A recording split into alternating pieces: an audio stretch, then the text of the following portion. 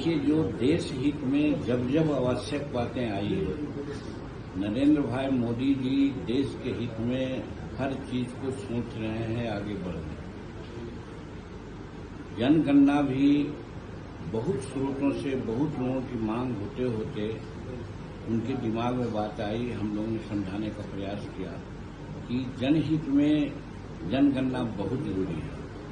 और एक बात और है, आज से 5-6 महीना पहले हम नीतीश जी के नेतृत्व में सभी बिहार के विरोधी पार्टी के लोग गए थे मिलने। उस समय भी उन्होंने निगेटिव कोई बात नहीं कही थी, सिर्फ यही बात कही थी कि राज्य स्वतंत्र है, अपना जनगणना करा ले। उस समय विचार करेंगे कि नहीं करेंगे, इस पर बात नहीं चली। लेकिन प्राक्रांतर से जब बात आने लगी तो कल कैबिनेट में इस बात को लाया गया और बहुत सलीके से ये बात की गई कि आज आवश्यकता है, संविधान में भी ऐसा है कि जिसकी जितनी जनसंख्या है उसको उतनी भागीदारी मिलनी चाहिए। तो जब जात पात के नाम पर बटा हुआ है हमारा देश, तो उसका सेंसस होना चाहिए। और इसी पर सब लोगों ने एक मत से इसको पारित किया। और एक ऐतिहासिक फैसला है, देश के हित में फैसला है। और हम समझते हैं खास करके शेड्यूल कास्ट, शेड्यूल ट्राइब, अति पिछड़ा, ओबीसी, इन लोगों के पक्ष में तो बहुत आवश्यक है, बहुत जरूरी है। वैसे सबके लिए आवश्यक है, लेकिन इन तत्वों के लिए सबसे ज्यादा आवश्यक है। और ये फैसला नरेंद्र मोदी जी ही कर सकते हैं जो उन्होंने किया। इसके लिए हम लोग आभार व्यक्त करते हैं। आप जरूर पूछिएगा, लेकिन उसका जवाब पहले ही हम दे देते हैं कि कुछ विरोधी दल के लोग अब अपना श्रेय लेने के चक्कर में, तो हम पूछना चाहते हैं उनसे कि राहुल गांधी जो विशेष करके प्रतिपक्ष के नेता हैं, वो कहते हैं कि भाई ये हमारी मांग थी। जब 2014 के पहले किनकी सरकार थी? अगर उनकी इच्छा होती तो वो 10 वर्ष मनमोहन सिंह के राज हुआ, उसके पहले भी वो लोग थे, तो जनगणना करा लिए होते। तो कराना तो है नहीं, सिर्फ राजनीति करना है। और बीच में अटल बिहारी वाजपेयी सरकार के थोड़ा छोड़ दिया जाए तो शुरू से अंत तक किसकी सरकार रही?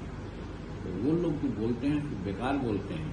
और हमारे बिहार के जो कुछ नेता बोलते हैं कि हमारी मांग है, तो हम उनके लिए कहना चाहते हैं कि जब यहाँ पर ये राष्ट्रपति शासन लगा हुआ था और राबड़ी देवी मुख्यमंत्री पद से हट गई थी और उनको जो रिज्यूम करना था, राष्ट्रपति हटना था, और केंद्र में थे लालू प्रसाद जी मंत्री, तो इतना पावरफुल थे कि हमारे राष्ट्रपति रूस में थे, विदेश में थे, रातों रात सिग्नेचर हुआ उस अध्यादेश पर और राबड़ी देवी की सरकार रिज्यूम किया।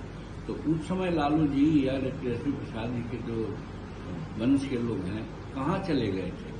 तो करना तो इन लोगों को नहीं था, ये लोग तो सिर्फ बात करते हैं, लेकिन काम करना नरेंद्र मोदी जी के सिरे है, वही कर रहे हैं। और भी उन लोगों का सपना, जो विरोधी जो लोग आजकल हैं, एक ही सपना है कि कौन प्राइम मिनिस्टर होगा, कौन मुख्यमंत्री होगा।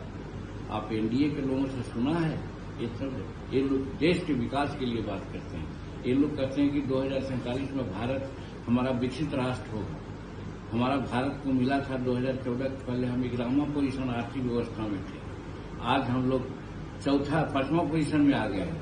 और 2027 से 30 के बीच में निश्चित रूप में 3रा पोजीशन में आर्थिक व्यवस्था के रूप में आ जाएंगे। तो एनडीए के लोगों को और खास करके हमारे नरेंद्र मोदी जी का तो ये विजन है और इसके लिए वो कर रहे हैं। तो इसलिए करने वाले ये लोग हैं, देश के रक्षक ये लोग हैं। दूसरे लोग सिर्फ गाल बजाते हैं, उनके कहने का कोई औचित्य नहीं है।